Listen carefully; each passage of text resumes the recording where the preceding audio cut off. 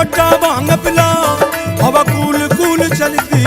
तू क्या पीता भोले जो भांग नहीं मिलती, अरे तू क्या पीता भोले जो भांग नहीं मिलती।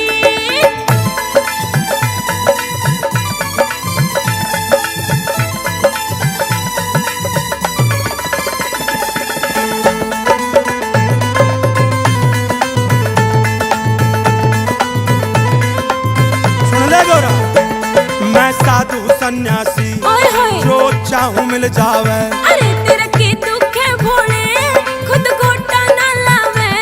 मैं साधु सन्यासी, जो चाहूं मिल जावे। तेरा के दुख है भोले, खुद घोटा ना लावे। ओ बंग घोटन की कहता, और बंग घोटन की कहता, क्या इसमें गलती। तू क्या पीता भोले जो भांग नहीं मिलती, तू क्या पीता भोले जो भांग नहीं मिलती।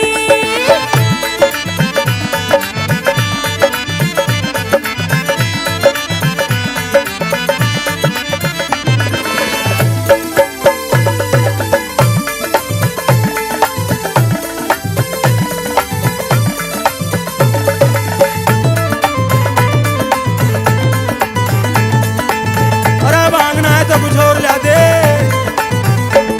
जो भंग नहीं होती, जो भंग नहीं होती, कुछ मिल जाती बूटी। मन विनती करे बड़ी पर आदत ना छूटी, हाँ मन विनती करे बड़ी पर आदत ना छूटी। जो भंग नहीं होती, अच्छा कुछ मिल जाती बूटी। मन विनती करे बड़ी तेरी आदत ना छूटी, मन विनती करे बड़ी तेरी आदत ना छूटी। ओ मेरे शौक की चीजों से, मेरे शौक की चीजों से क्यों देख देख जलती। अरे तू क्या पीता भोले जो भांग नहीं मिलती, तू क्या पीता भोले जो भांग नहीं मिलती।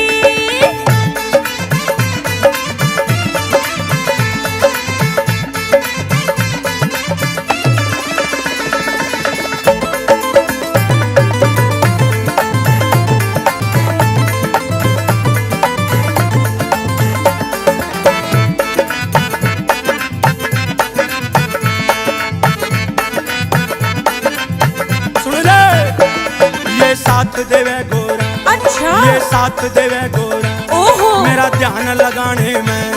मेरा बीपी हाई हो भोले घोटा लाने में, मेरा बीपी हाई हो भोले घोटा लाने में। ये साथ देवे गोरा, ओहो मेरा ध्यान लगाने में। मेरा बीपी हाई हो भोले घोटा लाने में, मेरा बीपी हाई हो भोले घोटा लाने में। ये बरसात है कुदरत का, बरसात है कुदरत का, है कमी बड़ी खलती। तू क्या पीता भोले जो भांग नहीं मिलती, अरे तू क्या पीता भोले जो भांग नहीं मिलती।